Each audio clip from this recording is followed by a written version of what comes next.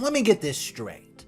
I caught my husband using our kids to babysit. My kid's 4 years old. He does not need to be babysitting. But you will not believe how he responded to me. Oh, it made me so mad. I have no choice but to give custody of my kids to my ex-husband. They don't seem very happy when they're at his house. No, I am not the bitter ex-wife, even though it might look that way. What I am is a concerned mother who just wants what's best for her kids, and I don't think that my kids being at my ex-husband's house 2 to 3 days a week is fair. He fought dirty to get custody of those kids, even though I knew he would not be able to take care of them. He was so confident that he'd be able to take care of them. Well, soon, it came to light why he was so sure that he'd be able to take care of them, and that was because he got married. 2 months after we finalized our divorce. Yeah. I don't know if he was with this woman before we got divorced or if they met afterward. He made it seem like a whirlwind, a love at first sight type of thing. He did things for her that he's never done for me. He used to be so stingy when it came to meeting my and the kids' needs. But when he got married to Marissa, he, bought a car for her. He also posted himself taking her kids to amusement parks and eating out with them. Marissa, a woman whom I had never met before she married him, was, very annoying. I find her annoying not because she's mean to me or the kids, but because she's, quote, nice. She's very zen, interested in yoga, skincare, and reads lots of self-help books. She's also stuck in her own world because she's been wanting to start her own business for ages. And my ex has been pouring money into her so that she could start her business, but she has nothing to show for it. Except for a hurriedly put-together Shopify store. I did ask her if the plan was to have a physical store, but she said, and I quote, "Oh, Georgia, why must we concern ourselves with such details of whether something's physical or virtual? The idea is here, see my vision." What I saw on the laptop screen was worse than something my 12-year-old Zach can come up with in an hour. I don't want to be mean, but her head's not screwed together properly, and yet she managed to make my ex-husband absolutely fall for her. My mother always says, men are such simple creatures, attracted by the next shiny thing, and I'm like, gee, thanks, Mom. But it's not the problem. The problem is that I want to take my ex-husband back to court and get full custody of my kids, because he's not taking care of them properly. Well, his wife is supposed to go pick them up and drop them off at my place, but she's always late. Not only that, but every other weekend after they've come back, they don't speak to me and are very moody. They also don't complete, any of their homework and projects. I've been on the phone with their teachers for the past 2 weeks.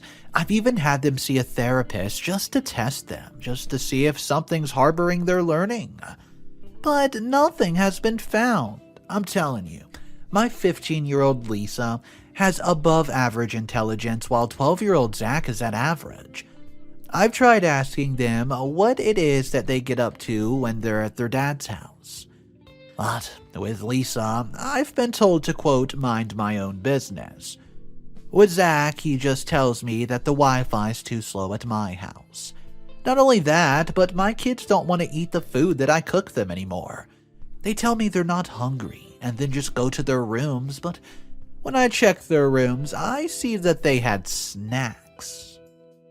Well, the number one culprit for buying them snacks is their father.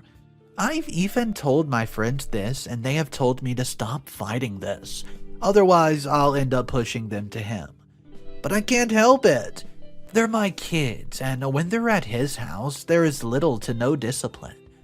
I do have an axe to grind him with, I can't deny. I know that I'm not crazy. However, this week, things did not go as expected because I ruined Marissa's garden. Well, in my defense, the plants were dying already, but hey, I was upset. This had to do with my daughter and how Marissa chose to handle a certain situation and not tell me about it. Yes, I know that she is part of the kid's life, but she's a stepmother.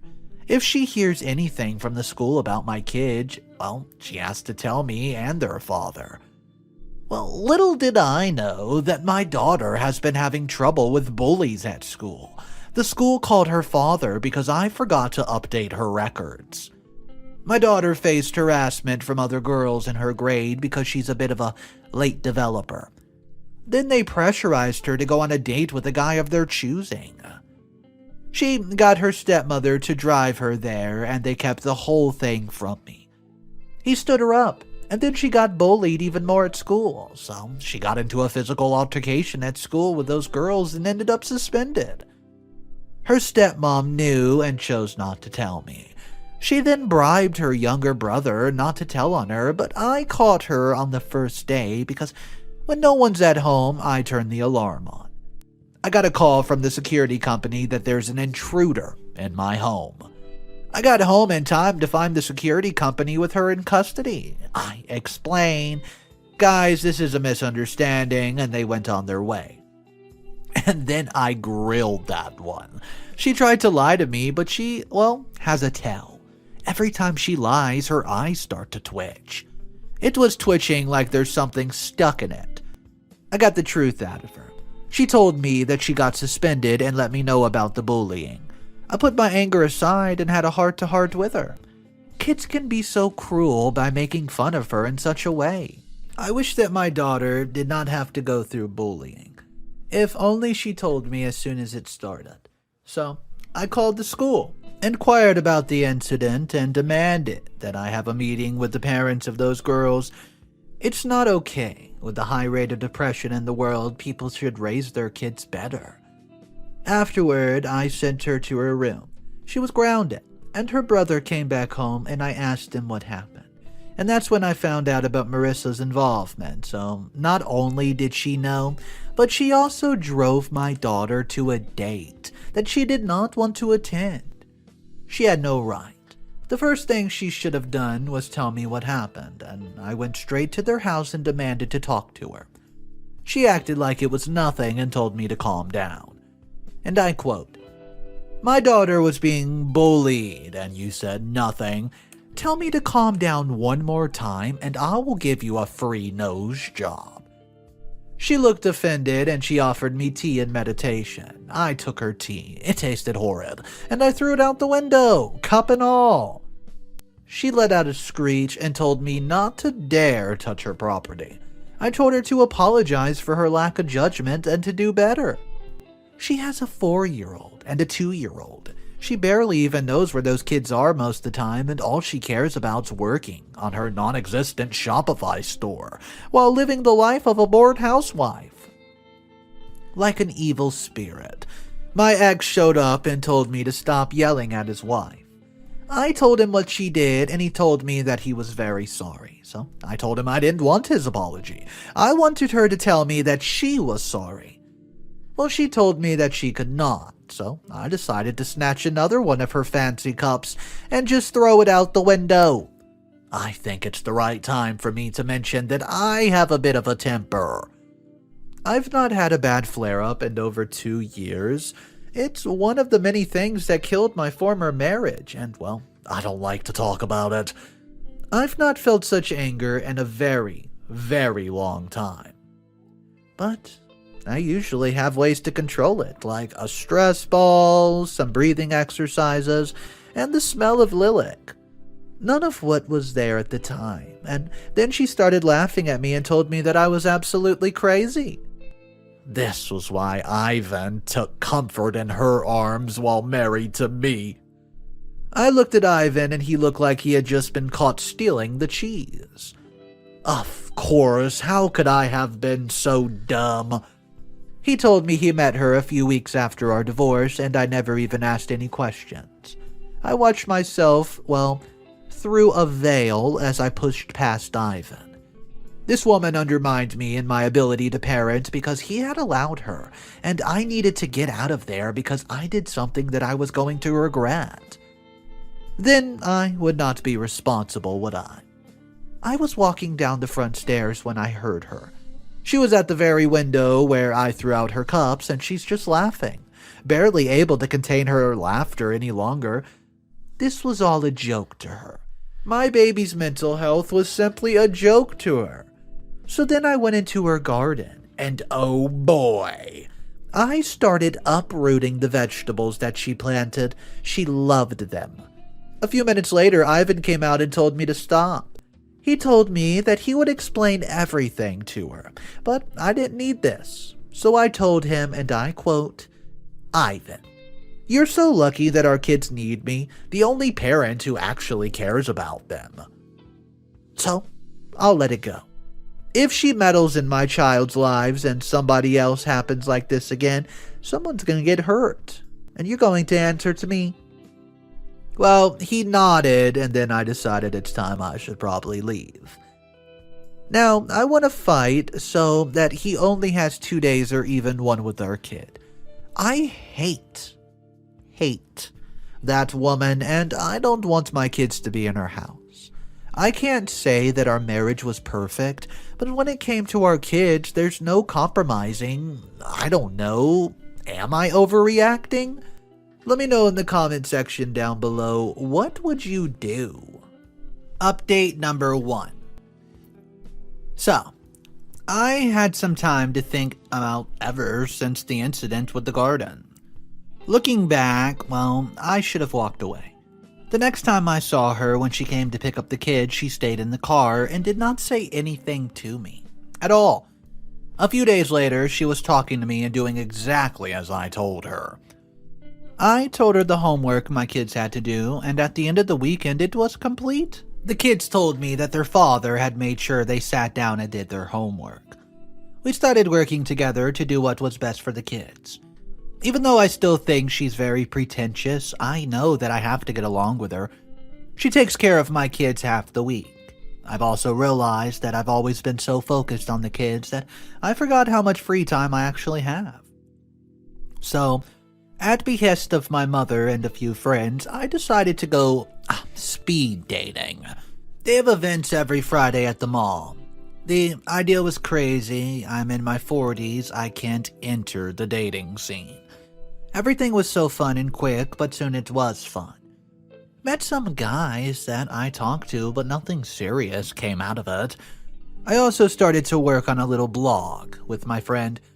My friend is into fashion and beauty, but she needs to help with content planning and research, so I do that with her. I felt like I was in my 20s again, minus the kids. But then, one Sunday, Zach came back home early. I got a call from his dad asking if he was back home. Why would he ask Zach when he was supposed to be with him? I was not in the mood to deal with whatever was happening, so I asked Zach if he needed anything or if he was unwell. He seemed chirpy as usual and told me that he left a hard drive at home and he just really needed the files for a project. Later on, I went to his room to give him some food. I knocked and he told me that I could come in, so I went in, set his food on the dresser and saw that he was gaming instead of working on his project, but I just let him be. These days, I was a bit more laid back, but still stern. And then I noticed him winch twice in a row. Something told me to check his hand, and I lifted up the sleeve of his hoodie and saw burn marks. They looked so angry. I asked him what happened, and he said nothing. I asked him to tell me what happened, or else he would have dinner and go to bed, with absolutely no video games.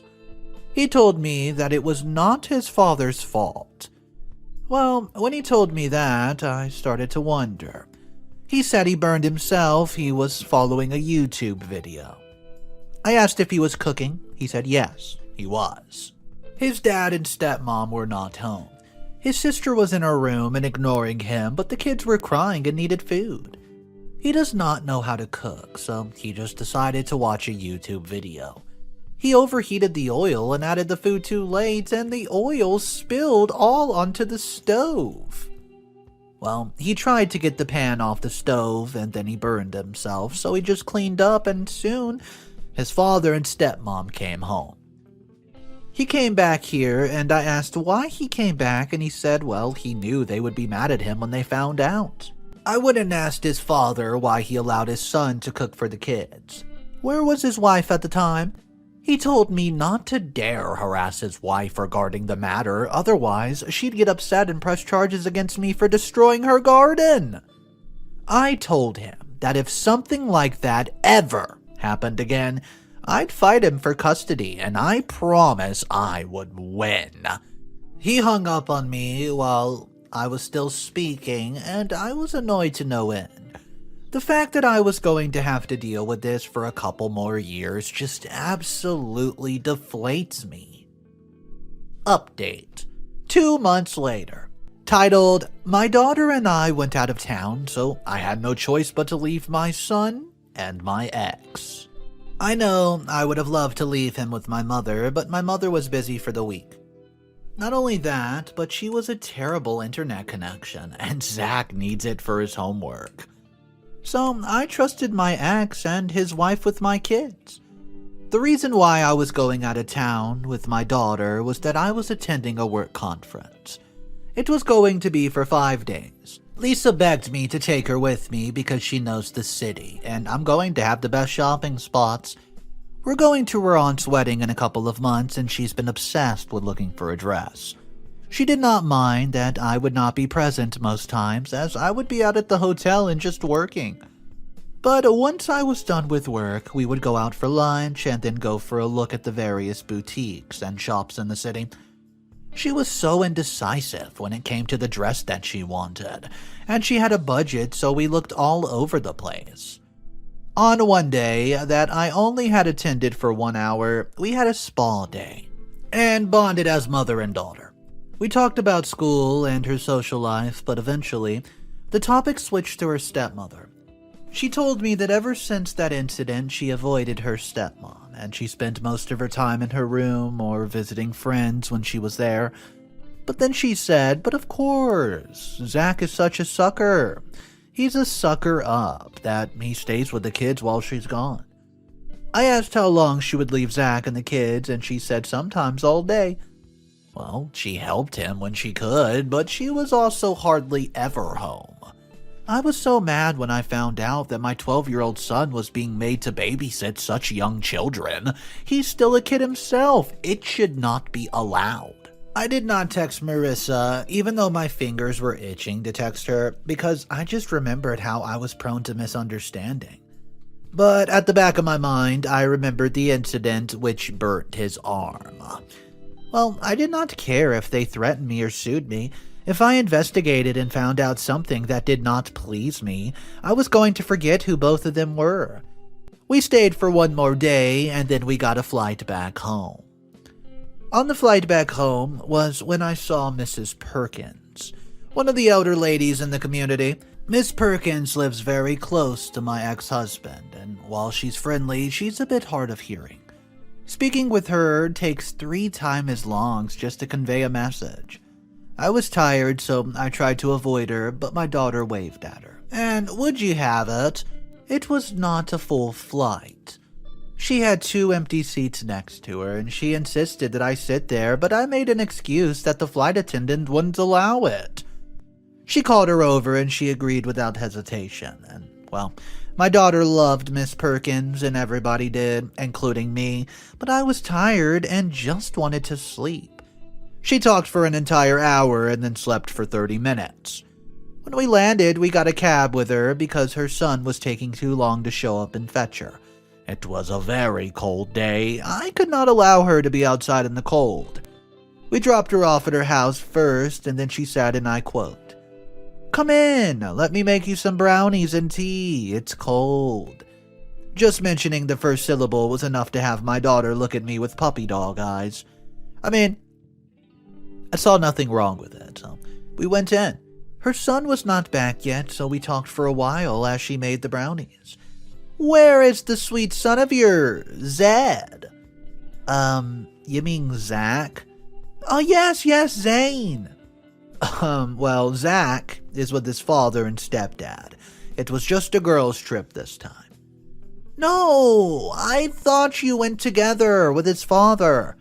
We stayed at the same lodge your ex-husband was there with that new wife of his, but no sign of the children. I thought you had him." Well, that's strange. And alarm bells did ring in my head, but I forced myself to calm down and just not assume the worst. He would never go on a holiday and leave his son. He never used to be so irresponsible. He should have just told me that he can't look after his son, and I would have made a plan instead of leaving my son alone. Well, is he still at the lodge? Yes, for another day. Okay, well, can you keep an eye on Lisa for a couple minutes? I need to do something. Oh, okay. I left a very confused Lisa and Miss Perkins and then went to my ex-husband's house. When I got there, the place was a pigsty and there was the sound of a child crying. The stench in the air was absolutely unbelievable. It only took me a few minutes to locate Zach in one of the upstairs bedrooms. The 4-year-old was playing with lotion on the floor while he was trying to change the 2-year-old. I told him to move out the way and took over. Afterwards, I took pictures of every single room, and then I made some food for the kids and cleaned it up. I packed my son's things and put all 3 of them in the car. He tried to explain, but I told him that he was going to have to explain later. Oh, well, yeah, not to me at the moment. The kids are asleep and I'm writing this out. I've spoken to CPS. They're coming to ask questions tomorrow. Hopefully, they will also be able to get my son to spill the truth about what happened. I'm not even shocked. In fact, I don't know how to feel. Tomorrow is another day. Update. 2 weeks later. Sorry it's been a long time since the update. I'm still trying to process some of the stuff that happened. Disgust, anger, shock, etc. does not suffice for how I feel when I think of my husband and wife. You see, it was not a case of home alone that happened. I was not dreaming. I was not hallucinating. My ex-husband really did leave the kid alone with only my son to babysit them, a 4-year-old. The morning after I found out the truth, CPS came to get all the information from me. They left the kids in my care temporarily after making sure that they were not physically harmed, and then they got a statement from my son. This has been happening for months, but it was the first time that they left him for days on end. He was left with a card to buy things like food for the kids and told that if he told me, they would take away all his gadgets. So I asked him why he agreed to do it and why he did not tell me. He told me that his stepmother told him that if he did that, he would be a good big brother. He said he felt needed, and I left him to be with his father for most of the week. His sister found him annoying, but at least the kids paid attention to him. He also told me that they promised him $100 after they returned in exchange for his silence. They made him babysit for short periods of time, and I didn't even notice. You can imagine how I felt. I'm a mother, and my duty is to protect those who call me mom. Failure to do so is the reason why I ignore all these red flags. See, I hope my son will understand how sorry I am for all that I allowed to happen. Having been so caught up in finding myself again and enjoying my life, I've forgotten the most important people in my life. However, nothing could ever top what those two have done. The list of charges is endless: neglect, child endangerment, child labor, etc. CPS had them back in town within a matter of hours to our house and took the kids away from them. I was allowed to keep Zach and Lisa from them until the case was resolved, and they denied it, despite all the mounting evidence against them, which I knew they would. But their credit card bills, Miss Perkins' statement, as well as Zach, were enough for the judge to rule that they're not fit enough to take care of the kids. I knew that I should have gotten full custody. My ex-husband has always been negligent towards our kids, and I've always done the work and no one saw it. Well, now everyone knows that they did, and they have lost a lot of friends because of that. They've angered people with kids because those people understand the role of a parent. At the moment, I'm taking care of all 4 children. The counselors felt that it would be better for me to take care of the toddlers because they're used to me. It's fine though, I don't mind, they're so energetic and cute.